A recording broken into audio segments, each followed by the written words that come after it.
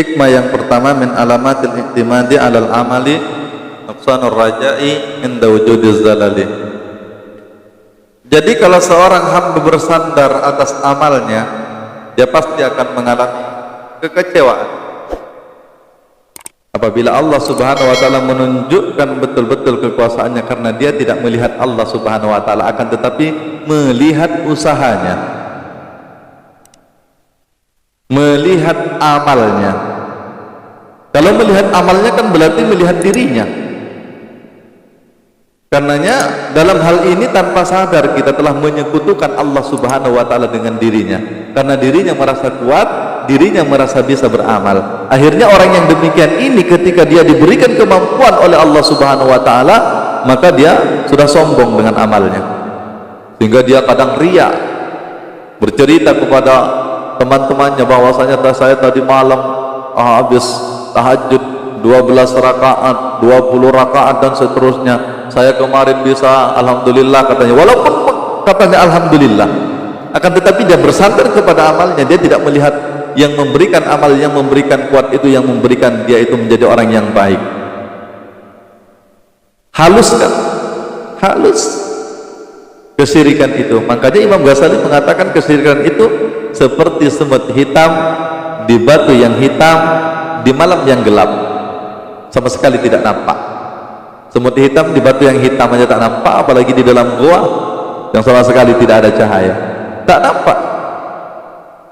Nah, hadirin yang dirahmati Allah Subhanahu wa taala, sebaliknya kalau orang memang bersandar kepada Allah Subhanahu wa taala dengan makna betul-betul la haula wala quwata illa billah, tidak ada daya, tidak ada kekuatan illa billah, kecuali dengan Allah.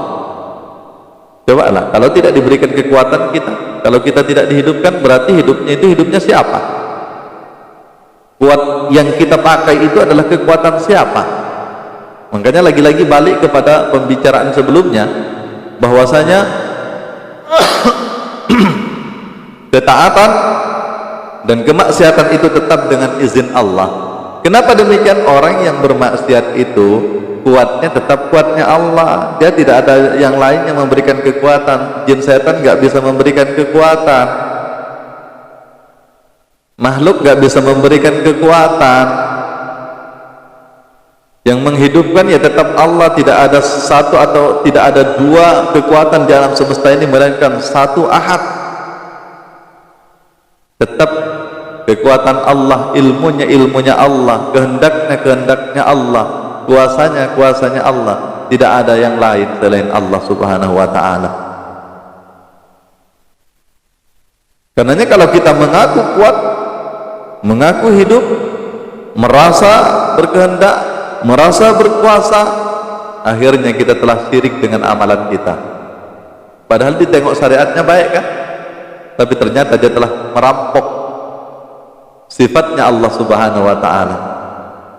Ternyata kejahatan yang dilakukan di dalam amal yang dia buat, zahirnya bagus, akan tetapi dalamnya busuk. Ya, ubahnya seperti jambu air itu kadang kalau kita tengok dari luar bagus, ketika disobek, ketika dipecahkan, dikupas, ternyata di dalam itu berisi ulat. Atau ubahnya seperti bola, padat bagus di luar, ketika dipecahkan ternyata di dalam hanya kosong saja, nihil, tidak ada artinya di hadapan Allah Subhanahu wa taala. Nah, oleh karena itu ketika dia diberikan kekuatan, diberikan hidup, diberikan kehendak, diberikan kuasa, penglihatan, pendengaran dan seterusnya oleh Allah Subhanahu wa taala, akan tetapi dia tidak sadar, dia tidak menyaksikan itu, tidak menyaksikan Allahnya, maka itu dia melakukan kesalahan, maka itu dia melakukan kemaksiatan. Kenapa? Karena tidak menyaksikan Allah, dia menyaksikan dirinya sendiri. Yakni dengan kata lain, Allah telah disekutukan dengan dirinya sendiri. Berarti yang menjadi hijab tidak sampainya kepada Allah Subhanahu wa taala yaitu adalah dirinya sendiri. Yang menjadi hijab yaitu adalah amal perbuatannya sendiri. Subhanallah. Maka itu kata Nabi, nanti di akhirat ada hamba-hamba saling mengaturkan, semuanya mengaturkan amalnya. Ya, ada yang mengaturkan amalnya, akan tetapi setelah sampai langit pertama dicegat oleh malaikat di langit pertama, kemudian suruh balik loh. Kemudian amalnya itu dicampakkan ke mukanya. Kenapa bisa seperti itu? Karena dia beramal bukan karena Allah, akan tetapi karena selain Allah. Mungkin karena apalagi menyembah selain Allah. Orang menyembah dirinya pun, bertaklid kepada amalnya pun tetap dicampakkan ke mukanya itu amalan. Hadirin yang dirahmati Allah, berarti kan bukan lillahi ta'ala. Yang namanya lillahi ta'ala semuanya keluarnya daripada Allah. Kesadarannya hanya kepada Allah, bukan dirinya. Hadirin yang dirahmati Allah subhanahu wa ta'ala, ada yang sampai ke langit kedua, lolos di langit pertama, lagi-lagi dicegat oleh malaikat penjaga langit pertama, kemudian dicampakkan lagi itu amal, tertolak dia. Hadirin yang dirahmati Allah, sampai ke langit ketujuh, ada yang lolos di langit pertama, lolos di langit kedua, lolos di langit ketiga, lolos di ketiga, ternyata sampai langit ketujuh. Namun ini menunjukkan tingkatan keikhlasan seseorang. Tingkatan keikhlasan seseorang itu dipengaruhi oleh ilmu dan amal seseorang. Ya, makanya kalau beramal tanpa ilmu ya tertolak ilmunya, tertolak amalnya.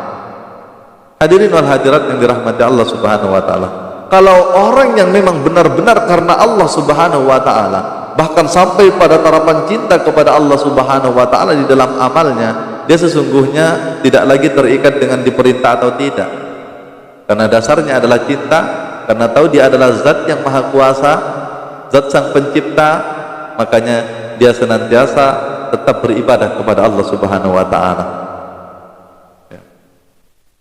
Andaikan tidak ada perintah, ya, apalagi memang diperintah, dia tambah cinta dia melaksanakannya, karena dia dengan Allah subhanahu wa ta'ala, bukan dengan dirinya, bukan dengan kekuatan dirinya. La haula wa la quwata illa billah. Itu makna daripada la ilaha illallah, la maujudun illallah, tidak ada yang wujud selain Allah subhanahu wa ta'ala. Tidak ada yang menguatkan selain Allah subhanahu wa ta'ala. Tidak ada yang menghidupkan selain Allah subhanahu wa ta'ala. Tidak ada yang memberikan kuasa melainkan Allah subhanahu wa ta'ala. Kalau sandarannya hanya kepada Allah subhanahu wa ta'ala, berarti itulah yang sesungguhnya yang dituju oleh seorang hamba. Jadi tidak kesana kemari di dalam penyembahan kepada Allah subhanahu wa ta'ala. Tidak ada perselingkuhan, tidak ada kesirikan-kesirikan, tidak disekutukan Allah subhanahu wa ta'ala dengan apapun itu bentuknya.